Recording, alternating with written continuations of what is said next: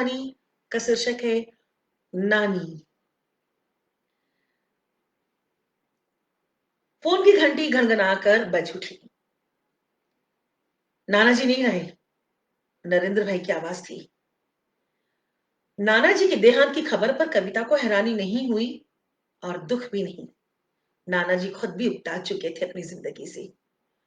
उनकी रगों में खून की जगह चिड़चिड़ाहट बहने लगी थी। जैसे पिछले 4 सालों से बिस्तर पर पड़े थे। शरीर का निचला हिस्सा बिल्कुल निर्जीव हो चुका था। लकवे ने सिर्फ उनकी चहल पहली नहीं छीनी थी, हरकत और जिजीविषा को भी समाप्त कर दिया था। बिस्तर पर ही सारे काम करने पड़ते थे। नानी ही उनका सारा काम करती थी। नर्स से काम करवाना उनको बिल्कुल पसंद नहीं था। एक बार कविता ने उन्हें नर्स रखने के फायदे बताए तो उन्होंने जवाब दिया था, बेटा, पराई औरत उनके बदन को क्यों छुएगी? हाँ, फिर सावित्री ने भी तो अपने बीमार पति की सेवा की थी और यम से उन्हें वापस छीन कर ले आई थी। नानी ने फिर बड़ी सहजता से कहा, बेटा, मर्द जात का क्या, मरते मरते भी पराई स्त्री के स्पर्श में सुख की अनुभूति कर सकता है, इसलिए ऐसी नौबत ही नहीं आनी देनी चाहिए। कविता ने कहा, नानी, आप भी कमाल करती हैं, इस बुढ़ापे में भी नाना पर शक। अरे नहीं बेटा, उन पर शक करके नरक में थोड़े ही जाना है। पर मर्दों को भौरा बनकर अलग अलग फूलों का रसापान करने की प्रवृत्ति ईश्वर से ही मिली है, नानी ने कहा। मतलब? कविता अचंभित हुई ये सुनकर। नानी की सारी उम्र गीता पुराण आदि पढ़ने में गुजरी थी, इसलिए बात बात पर वो इनसे उदाहरण बहुत दिया करती थी। जीवन पद्धति से संबंधित सारे मुहावरे और लोकोक्तियां उनकी जुबान से यूं सरसराते थे जैसे पत्तों पर से ओस की बूंदें। अरे, कृष्ण भगवान की हम पूजा करते हैं ना, उन्हीं इन्हीं से इन मर्दों को रास लीला रचाने का अधिकार विरासत में मिला है। नानी के तर्क से लगा कि पुरुषों की इन चारित्रिक विशेषताओं का मूल स्रोत द्वारिका नाथ की नाभि ही है। व्यवहारिक तौर पर कोई भी स्त्री अपने पति की लाख अच्छाइयों के बावजूद उसकी रासलीला को बर्दाश्त नहीं कर सकती, कम से कम मैं तो नहीं। कविता मन ही मन सोच रही थी। अचानक फिर फोन की घंटी बज उठी। अरे तुम कितनी देर में पहुंच रही हो? दूसरी तरफ से कविता की मां की आवाज थी। कविता की तंद्रा जैसे टूटी। हड़बड़ाते हुए कहा, बस अभी 10 मिनट में पहुंच रही हूं मां। ब्रिज को ऑफिस में फोन कर सीधे ननिहाल पहुंचने को कहकर कविता जब वहां पहुंची तो उधर का नजारा कुछ और ही था। रस्म के अनुसार नानी से जब चूड़ियां तोड़ने को कहा गया तो उन्होंने साफ साफ इनकार कर दिया। तुम्हारे बापू से मेरा केवल तन का संबंध नहीं था, आत्मा का संबंध था, और आत्मा कभी नहीं मरती। शांत निश्चल भाव से नानी ने कहा और नाना के कमरे में चली गई। जब नाना जी जीवित थे तो उनके कमरे में किसी को जाने की इजाजत नहीं थी। उनके कमरे की दहलीज किसी देश की सीमा रेखा जैसी थी जिसे उनकी अनुमति के बगैर कोई पार नहीं कर सकता था। जब वह घर में होते तब या तो अपने कमरे में बने छोटे से पूजा घर में देवी की साधना में लीन रहते या फिर होम्योपैथ की किसी दवा को बनाने में मग्न। इसलिए आवश्यकता पड़ने पर सिर्फ नानी ही उस सीमा रेखा को पार कर सकती थी। उनकी अनुपस्थिति में उनके कमरे में किसी के दाखिल होने का तो कोई प्रश्न ही नहीं उठता था। जब नाना लकवा के शिकार हुए तो उनकी चिड़चिड़ाहट के कारण उस कमरे की तरफ घर के लोगों ने ताकना भी बंद कर दिया। जैसे कोई एक अनदिखा सा बोर्ड लग गया हो वहां पर, जिस पर लिखा हो, प्रवेश निषिद्ध, आगे जाना मना। जैसे जैसे वक्त गुजरता गया उनकी चिड़चिड़ाहट बढ़ती गई और इस अनदिखे से बोर्ड के अक्षर भी जैसे बड़े होते गए। लोगों ने कमरे के आसपास फटकना छोड़ दिया। बाद के दिनों में लगने लगा कि जैसे किसी ने मीलों पहले ही ये बोर्ड रख दिया हो। उस वक्त भी सिर्फ नानी ही उस अनदिखे प्रवेश निषेध को लांघ कर उनकी देखभाल में जुटी रही। आज जब नाना नहीं रहे, तब भी उस कमरे में जाने की इजाजत नहीं मिली किसी को। इस बार ये रोक नानी ने लगाई। इस कमरे में किसी को भी आने की जरूरत नहीं है। तुम्हारे बापू से बातें कर रही हूं मैं।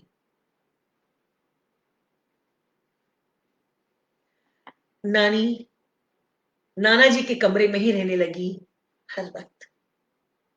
किसी से कोई बातचीत नहीं, काम की दो टूक बात बस। मरणोपरांत होने वाले सारे विधि विधान चलते रहे, परंतु वे इसमें शामिल नहीं हुई। तुम्हारा धर्म जो कहता है तुम लोग करो। मेरे लिए तुम्हारे बापू मेरे साथ हैं। उनके साथ इस कमरे में रहकर मैं अपना धर्म पूरा कर रही हूं। उनके इन शब्दों ने सबको परेशान कर दिया। सभी चिंतित हो उठे कि कहीं उनका मानसिक संतुलन तो नहीं बिगड़ रहा। लेकिन ऐसा नहीं था। उनके जितना सहज इस घर में और कोई नहीं था। नानी 12 बच्चों की मां थी। 3 बच्चे इस दुनिया में नहीं आ पाए थे। बाकी 9 बच्चों में 2 लड़के और 7 लड़कियां। संयुक्त परिवार की परिभाषा का सही विश्लेषण सिर्फ ननिहाल आकर किया जा सकता था। नानी, मैंने डॉक्टर से अपॉइंटमेंट लिया है, वह भी आने वाला है आपके रेगुलर चेकअप के लिए। कविता नानी के कमरे में बोलती हुई दाखिल हुई तो देखा वे खिड़की की ओर मुंह करके आंखें बंद करके लेटी हुई है। उनके चेहरे से जैसे नूर टपक रहा था। अपनी 7 बेटियों के 24 और दोनों लड़कों के 6 बच्चों में वे सबसे ज्यादा कविता को चाहती थी, क्योंकि कविता उन्हें अक्सर साहित्य की किताबों से कहानी और कविताएं सुनाई करती थी और वे बड़ा रस लेकर सुनती थी। एक बार कविता ने उन्हें शेखर एक जीवनी के दोनों भाग सुना डाले। इस उपन्यास को सुनकर उन्होंने कहा, असली गीता तो ये है, इसमें हमारे ही हृदय की बातें हैं। मुझे तो इस शेखर से हमदर्दी हो गई है बेटा। इस पर कविता ने उनसे पूछा था, नानी आप प्रेम समझती हैं? जवाब में उन्होंने हौले से कविता के गाल को थपथपा दिया। उनके चेहरे पर उस स्मित मुस्कान का अर्थ लगा पाना कविता के लिए सहज नहीं था। नानी आपने बताया नहीं। मुझे तेरी आंखों में नजर आता है प्रेम, और मैं तुझे समझती हूं, तो इसका मतलब प्रेम समझती हूं। कविता के माथे को चूमते हुए उन्होंने कहा। कविता की प्रेम कहानी को सबसे पहले नानी ने ही उसकी आंखों में पढ़ लिया था और उसका साथ दिया था अपने फैसले पर अडिग रहने के लिए। उन्होंने कहा, पता है मेरा ब्याह तो 14 बरस की उम्र में ही हो गया था। जब मुझे पहली बार जो लड़का देखने आया था उसकी उम्र यही कोई 22-24 थी। तो मैंने अपनी मां से कह दिया, उस बुड्ढे से मुझे शादी नहीं करनी, मुझसे 10 साल बड़ा है वो। घर में कोहराम मच गया था मेरी बात सुनकर। उस वक्त मेरे दिमाग में क्या था नहीं जानती बेटा, बस इतना पता था अपने से ज्यादा उम्र के आदमी से शादी नहीं करनी। सो नहीं किया, अपने फैसले पर अडिग रही। धीरे धीरे सब शांत हो गए। दरअसल लोग मजबूती के आगे झुक जाते हैं। धरती से घास को तोड़ना बड़ा सरल है, लेकिन किसी मजबूत वृक्ष को झुका पाना या उखाड़ पाना बहुत मुश्किल। अब कोई दम्भी व्यक्ति उस वृक्ष को काट भले ही दे। नानी की बातें बेमिसाल होती थी। नानी, आप उस जमाने में इतनी बोल्ड थी, तब आपने इतने सारे बच्चे कैसे पैदा कर दिए? कविता के इस प्रश्न पर नानी ने हंसते हुए कहा, अरे पगली, मुझे समझ में ही कहाँ आता था कि मैं मां बनने वाली हूं, और जब पता चलता तब तक बड़ी देर हो चुकी होती थी। अब 39 वर्ष की उम्र में 10 बच्चे जन चुकी थी। फिर यहाँ इतने बड़े परिवार में बच्चा किसकी गोद में पल रहा होता, मुझे कभी पता ही नहीं चला। नाना तो बड़े पूजा पाठ वाले हैं, बिल्कुल साधु संतों की तरह। तो फिर कविता हिचकिचा कर खामोश हो गई। उसे लगा नानी से इस तरह के सवाल उसे नहीं करने चाहिए, शर्म लिहाज तो रखना ही चाहिए। मगर नानी इस प्रश्न का भी जवाब बड़ी सहजता से दे गई। बेटा, पेट की भूख के लिए हम खाते हैं, खाना खाते हैं ना? हुँ? और आध्यात्मिक भूख के लिए पूजा पाठ कर लेते हैं। रस की भूख शांत करने के लिए कविता, कहानी, उपन्यास पढ़ लेते हैं। हुँ? तो इंद्रियों की भूख के लिए भी तो कुछ करना होता है ना? हुँ? इंद्रियों की भूख? कविता हैरानी से दिखने लगी। हाँ, इंद्रियों की भूख। आंखें जब कुछ देखती हैं तो उसे छूने का मन करता है ना? हुँ? छूने पर उसे और करीब लाकर सूंघने का मन करता है। उसे टटोल कर सूंघने का, सुनने का मन करता है। हुँ? और फिर उसे चखने का मन करता है। हुँ। अब हर सजीव के पास इंद्रियां हैं, जानवर के पास भी, साधु संत के पास भी, मामूली से इंसान के पास भी।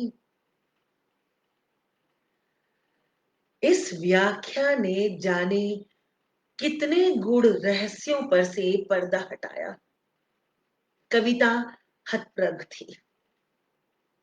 स्त्री पुरुष के संबंधों को नानी बड़ी सहजता से परिभाषित कर देती थी। उन्हें कभी किसी बात पर झगड़ते नहीं देखा था, किसी ने भी। जाने किस मिट्टी की थी। जब मन होता घर से बाहर निकल जाती, कभी किसी बेटी का हालचाल पूछने उसके ससुराल चली जाती, तो कभी किसी रिश्तेदार के यहाँ चली जाती, और कभी बेलूर मठ के मंदिर या फिर किसी और मंदिर। घंटों यूं ही बाहर गुजार कर आती और भूख लगने पर अपनी दो रोटियां खुद ही बनाकर खा लेती, किसी पर निर्भर नहीं। कुछ कहने पर कहती, कविता, खाना मेरे जीवन के लिए इतना महत्वपूर्ण नहीं है जिसके लिए मैं किसी के आश्रय हो जाऊं। मैं दुनियादारी के लिए नहीं बनी हूं बिटिया। नानी सच में दुनियादारी के लिए नहीं बनी थी। कविता नानी को निहारे जा रही थी। उनके चेहरे की झुर्रियां उनकी खूबसूरती को बढ़ा रही थी। पीले रंग की छापेदार साड़ी में उनका गोरा रंग स्वर्णिम हो रहा था। आंचल से ढका हुआ सर, बायां हाथ तकिए के नीचे और दाहिना पल्लू के अंदर। उस वक्त उन्हें देखकर लग रहा था जैसे गेरवा बादलों के में से सांझ का दमकता सूरज झांक रहा हो। काफी देर तक कविता जब कमरे से बाहर नहीं आई तो छोटी मामी ने कविता को आवाज लगाई। आवाज जैसे थोड़ी झल्लाई हुई थी। नानी ने करवट बदली तो कविता को सामने देखकर मुस्कुराई। क्या हुआ? बिंदड़ी किस खातिर परेशान हो रही है? कविता को मामी का स्वर अच्छा नहीं लगा था, लेकिन सैयद के साथ मामी को आती हूँ का जवाब देकर नानी से डॉक्टर के लिए कहा तो उन्होंने कहा, डॉक्टर किस लिए? हाँ, अरे पगली, तू तो प्रेम समझती है ना? हाँ, फिर तू कैसे सबके बहकावे में आ गई? हम्म? मैं बिल्कुल ठीक हूँ। तो आ, मेरे पास बैठ। ब्रिज कैसा है? और दोनों बच्चे कहाँ हैं? ब्रिज और बच्चे दूसरे कमरे में है नानी। सबको आपकी बड़ी फिक्र हो रही है। अरे सबकी छोड़, तू इधर आ, बैठ मेरे पास आ।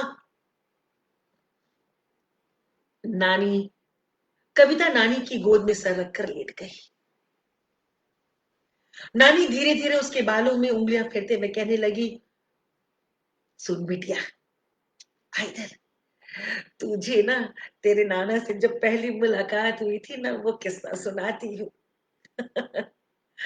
तेरे नाना से जब मेरी पहली मुलाकात हुई थी, तो मैं फिराक पहने बालकोनी में खड़ी थी। बारिश हो रही थी। मैं अपने दोनों हाथ बाहर करके बारिश की बूंदों को अपने ऊपर उछाल रही थी और जोर जोर से हंस रही थी। नीचे एक लड़का छतरी लिए बारिश से बचने के लिए खड़ा था। मैंने लड़कपन में यूं ही उससे कह दिया, ओ बुद्धू, बारिश में भीगोगे तभी तो मजा आएगा। मेरी बात सुनकर वो लड़का झेप गया और वहां से चला गया। फिर कुछ एक दिन बाद माँ ने कहा मुझे कि तुझे आज लड़के वाले आ रहे हैं देखने के लिए। तो जब मैंने उनसे पूछा क्यों, तो अम्मा ने कहा, क्यों क्या, यही नियम है, इसलिए आज कोई बदमाशी मत करना, नहीं तो तेरी नहीं मेरी शामत आ जाएगी। खबरदार कह देती हूँ अभी से। हाँ, आज जरा सी भी चू चापड़ की ना तो गंगा जी में तुझे फेंक कर आ जाऊंगी। मैंने हंसते हुए कहा, अम्मा आपको जो करना हो करना, मगर इस बार भी लड़का बुढ़ा हुआ तो आपका ही ब्याह करवा दूंगी उससे। हाँ हाँ। ये सुनते ही अम्मा बिगड़ गई बड़े जोरों से। फिर शाम को लड़के वाले आए। बापू मुझे पहले से ही आंखें तरेर के दिखा रहे थे बार बार। उस कमरे में जाने से पहले अम्मा ने मुझे बड़ी जोरों से चिकुटी काटी थी मेरी बाजू पर। नानी अपना दायां बाजू दिखाते हुए कहने लगी, ये देख, यहाँ पर एकदम लाल निशान उभर आया था, इसलिए मैं बहुत गुस्से में थी। सोच लिया था कि आज जो भी लड़का आया है ना, तो उसका सर ही फोड़ दूंगी, फिर चाहे जो कुछ हो जाए मेरा। अब चाहे फिर अम्मा मुझे कुएं में फेंक दे या गंगा में। लेकिन जब कमरे में पहुंची तो देखा वही लड़का था जिसे बारिश में छाता लिए देखकर मैंने बुद्धू कह दिया था। एक बार तो मैं बिल्कुल दंग रह गई। हाँ, उस लड़के का चेहरा दब दब कर रहा था। हाँ बिटिया, शादी वादी तो नहीं समझ पाई, मगर उस लड़की को देखकर अच्छा लगा था कि ये लड़का मेरा राजकुमार दूल्हा होगा। मैं मंत्र मुग्ध सी शर्मीली लड़की जैसी बनी हुई थी। माँ बापू भी खुश कि आज मैंने एक अच्छी लड़की का धर्म निभाया। मुझे शायद उस दूसरी नजर में तेरे नाना से प्रेम हो गया था, कहकर नानी हंसने लगी। कविता को अपने प्रश्न का जवाब उनके चेहरे से टपकते प्रेम से मिल गया। हम लोग दरअसल पुरानी पीढ़ी के लोगों को देखकर समझ ही नहीं पाते कि प्रेम का सात्विक अर्थ इनके हृदय में ही वास करता है। नानी कहती जा रही थी, ये प्रेम मुझे बहुत बाद में समझ में आया। पहली रात को तेरे नाना ने मुझसे कहा, उस दिन जब तुमने मुझे बुद्धू कहा था तो सारी रात मैं सो नहीं पाया था। तुम्हारी हंसी लगातार मेरे कानों में गुंजती रही। फिर मैंने तुम्हारे घर के चक्कर लगाने शुरू कर दिए और सारी जानकारी पता कर लेने के बाद मैंने बाबूजी से कह दिया कि मैं शादी करूंगा तो इसी लड़की से। बाबूजी को भी इस रिश्ते से कोई एतराज नहीं था। अब तुम मेरी हो।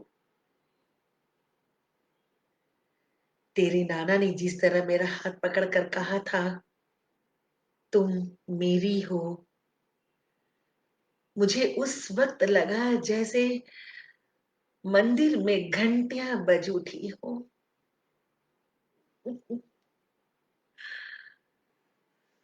इस वक्त नानी के चेहरे की चमक देखते ही बन रही थी। उन्होंने फिर कहा,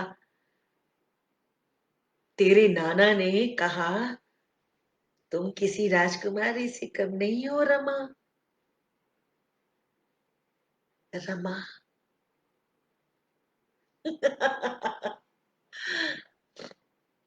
नानी अपना नाम बोलकर खुद ही हंसने लगी।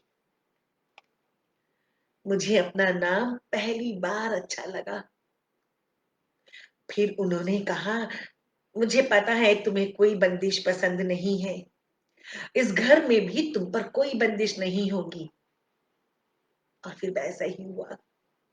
ये सारे बच्चे कब और कैसे बड़े हो गए, ये सब बुआ सा ही जानती थी। मैं आजाद पंछी की तरह ही रही। बुआ सा मेरे लिए मेरी माँ की समान थी। अब उनका भी ब्याह 10 बरस की उम्र में हो गया था, मगर ईश्वर ने उनकी कहानी में ब्याह का सुख लिखा ही नहीं था। मात्र 3 महीने ब्याह के बीते होंगे कि फूफासा का देहांत हो गया। अब उस वक्त विधवा विवाह होते नहीं थे। ताऊसा और तेरे नाना की इकलौती बहन थी। दोनों ही भाई अपने बहन से बहुत प्यार करते थे, इसलिए उन्हें ससुराल से यहाँ ले आए हमेशा के लिए। बुआ सा तब पति का अर्थ भी नहीं समझ पाई थी। बच्चे कैसे जने जाते हैं उन्हें ये भी नहीं मालूम था। मगर वक्त ने उन्हें मेरे 9 बच्चों की मां बना दिया था जरूर। बुआ सा अक्सर मुझ पर नाराज होती, मगर तेरे नाना हमेशा उन्हें शांत कर देते, ये कहकर, रमा में मेरे प्राण बसे हैं भाई साहब, क्या आप मुझे कष्ट देना चाहती हैं? और बुआ सा मन मारकर चुप हो जाती। वक्त पंख लगाकर उड़ता गया। ताऊसा की अपनी कोई संतान थी नहीं। उन्होंने तेरे नाना को ही अपने संतान मानकर उनका लालन पालन किया। उनकी सारी इच्छाओं को पूरा करना ही ताऊसा का एकमात्र उद्देश्य था। बुआसा और ताऊसा ने एक एक करके सारे बच्चों की शादी का फर्ज भी निभाया। फिर बुआसा का देहांत हो गया। ताऊसा और ताईसा भी नहीं रहे। अब घर में बुजुर्ग के नाम पर मैं और तेरे नाना थे। ताऊसा का जाना तेरे नाना बर्दाश्त नहीं कर पाए। उनके जाने के बाद वो बहुत अकेला महसूस करने लगे थे, इसलिए उनका ज्यादा समय पूजा में जाने लगा था। एक दिन खाना खाते खाते अचानक गिर पड़े। बाद में पता चला कि मानसिक तनाव की वजह से उनके दिमाग पर बहुत गहरा असर पड़ा है और उन्हें लकवा मार गया। उनके शरीर का दाया हिस्सा हमेशा के लिए बेकार हो गया। ये सुनते ही मैं जीवन में पहली बार रोई थी। बहुत रोई थी, उठ उठ कर। पूरा परिवार मौजूद था, फिर भी खुद को बड़ा असहाय और अकेला महसूस कर रही थी। तेरे नाना ने मुझे इशारे से रोने के लिए मना कर दिया कि अगर मैं रोई तो उन्हें तकलीफ पहुंचेगी, और फिर मैंने रोना बंद कर दिया और उनके पास चौबीसों घंटे घड़ी की तरह मौजूद रहने लगी। उस दौरान तो हॉस्टल में थी। 2 वर्ष के बाद वे हल्का हल्का बात करने लगे, लेकिन बिस्तर पर पड़े रहने के कारण बहुत चिड़चिड़े हो गए। कहते कहते नानी की आंखें नाना की तस्वीर पर जाकर जम गई। कविता उनकी एकाग्रता को तोड़ना नहीं चाहती थी, इसलिए धीरे से उठकर बाहर वाले कमरे में आ गई। बाहर आते ही सब पूछने लगे, माँ डॉक्टर को दिखाने के लिए राजी हुई या नहीं? कविता ने कहा, नानी ठीक है, उन्हें कुछ दिन इसी तरह रहने दीजिए, वो अपने आप नॉर्मल हो जाएंगी। छोटी मामी ने कहा, तुम इतनी देर से उनके पास थी, क्या बातें हो रही थी, कुछ तो बता हमें। इस पर कविता की माँ ने कहा, भाभी आप क्या जानना चाहती हैं, सबको पता है, लेकिन अभी तो ये सब रहने दे। छोटी मामी के चेहरे पर क्रोध की काली मां उठ गई। खुद को कैसे नियंत्रित रखा, ये तो ऊपर वाला ही जाने। नानी के कमरे में सिर्फ कविता ही जा पाती थी, क्योंकि इसके अलावा किसी और को अनुमति ही नहीं थी। छोटी मामी को अलबत्ता इस बात से थोड़ी परेशानी होने लगी। उन्हें लगा कि कविता नानी के से उनके सारे जेवर वगैरह ले लेगी। हुआ ये कि नानी की अलमारी खोलने की इजाजत किसी के पास नहीं थी। उनका कहना था कि अलमारी का राज बेटे बहुओं को बांधे रखता है, और वो सही भी थी, क्योंकि छोटी मामी की नजर हमेशा उनकी अलमारी पर रहती थी। एक बार उन्होंने नानी से जानना भी चाहा, आखिर इसमें ऐसा क्या है माँ जो आप हमसे छुपा रही हैं? इस पर नानी ने कहा था, मेरे मरने के बाद देख लेना तुम लोग। इसलिए छोटी मामी कविता पर नजर रखने लगी और किसी न किसी बहाने उसे बाहर बुला लेती जब भी कविता उनके कमरे में जाती। सब समझ रहे थे मामी की मंशा को, कविता भी समझ रही थी, लेकिन इस वक्त नानी को संभालना ज्यादा जरूरी था, इसीलिए सब खामोश रहे। नानी भी समझ गई थी शायद। 13वीं तक सारे दूर दराज के रिश्तेदार भी ननिहाल में एकत्रित हो गए थे। उन्होंने सबको अपने कमरे में बुलाया। जाने कितने बरसों बाद लोग इस कमरे में दाखिल हुए थे। लगा जैसे किसी अजनबी दुनिया में पहुंच गए हो पल भर में, सिर्फ एक दहलीज भर लांघ कर। नानी सबसे सामान्य बातें करती रही। उनके कहने पर उस दिन सबने उसी कमरे में खाना खाया। सब बड़े खुश थे। खाने पीने का काम खत्म होने के बाद नानी ने कविता को अलमारी की चाबी देते हुए कहा, कविता बेटा जरा अलमारी खोल। इस पर सब चौंके। सबके सामने नानी अपनी अलमारी खोलने की बात जो कह रही थी, कविता भी हिचकिचा गई। कविता की माँ, सभी बेटियां और बेटे नानी के इस अप्रत्याशित व्यवहार से हैरान हो ही रहे थे कि नानी ने फिर कहा, हाँ रे बाबा, खोलना, आज तुम्हारी नानी का पिटारा खोली जाए। हम सबके चेहरे देखकर नानी खिलखिलाकर हंसने लगी। अरे तुम सब इस तरह मेरी तरफ क्यों देख रहे हो? हाँ, ये अलमारी क्या मैं अपनी छाती पे रख कर ले जाऊंगी? कविता की माँ ने कहा, माँ इसकी जरूरत क्या है अभी? पूजा पाठ सब हो जाने दो, पंडित जी इंतजार कर रहे हैं, गरुड़ पाठ खत्म करना है आज। नानी ने कहा, "ए, उस रामेरे को थोड़ी देर और बैठे रहने दे। ले कविता, तू खोलो उस अलमारी को बेटा। कविता उनके हुक्म को नहीं टाल पाई। जाने क्यों सबकी नजर एक साथ छोटी मामी की तरफ अपने आप ही चली गई। कविता ने अलमारी खोली और उनके कहे अनुसार एक एक करके सारा सामान बाहर निकालने लगी। अलमारी में से जो भी गहने और रुपए थे, उन्होंने अपनी आखिरी निशानी के तौर पर वहां बैठे सारे लोगों में बांट दिए। कोई कुछ नहीं कह पा रहा था। छोटी मामी का चेहरा देखने लायक था। वह किसी दिन इस अलमारी को हड़पने की ताक में थी, मगर सब उल्टा हो गया और उनके हिस्से में सोने का एक झुमका आया और उनकी बेटियों को, 2 बेटियां थी, दोनों बेटियों के हिस्से में चांदी की पायल। लेकिन सारे रिश्तेदारों के बीच अपनी शराफत दिखाने की खातिर उन्हें अपने गुस्से को काबू में करना पड़ा। आखिर में कविता को चांदी का एक छोटा सा लॉकेट देते हुए नानी ने कहा, बेटा, मैं जानती हूं तुझे इनमें से किसी भी चीज की जरूरत नहीं है, तू तो साक्षात प्रेम है, लेकिन ये रख ले, इसे पहन ही रहना, तेरा प्रेम हमेशा बना रहे बिटिया। कविता अपना रोना नहीं रोक पा रही थी, सभी रो रहे थे नानी की इस अजीब से बर्ताव पर। फिर नानी ने कहा कविता से, आज कोई कविता सुना, बिल्कुल अपनी जैसी। उनकी आवाज में दिए की मध्यम लौ की तपीश थी। कविता उनका कहना नहीं टाल पाई, उसने सुनाना शुरू किया। तुम न देह हो, न मन, न बुद्धि हो, न भावना हो, तुम वह नहीं हो जो शब्द गढ़ते हैं तुम्हें। तुम आकाश हो, जिसके एक बिंदु में ये धरती, ये समंदर, ये ग्रह नक्षत्र तारे, ये आकाश गंगाएं और ये सौर मंडल सब खेल रहे हैं। और दूसरी तरफ तुम्हारे अंदर सभी जीव, पेड़ पौधे, नदियां, पहाड़ तुम्हारी बाहों में तुम्हारे स्नेह से सिक्त होते जाते हैं।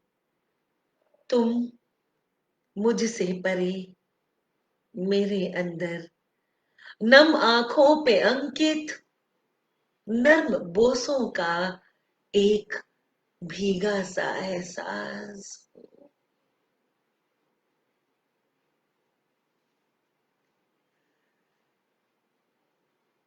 कविता सुनते सुनते नानी की कोरों से आकाश गंगा बहने लगी थी।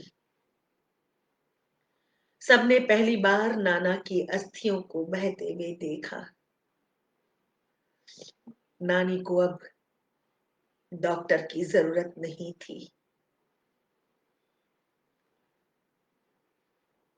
आहिस्ता आहिस्ता अपनी आंखें मूंद ली थी नानी ने।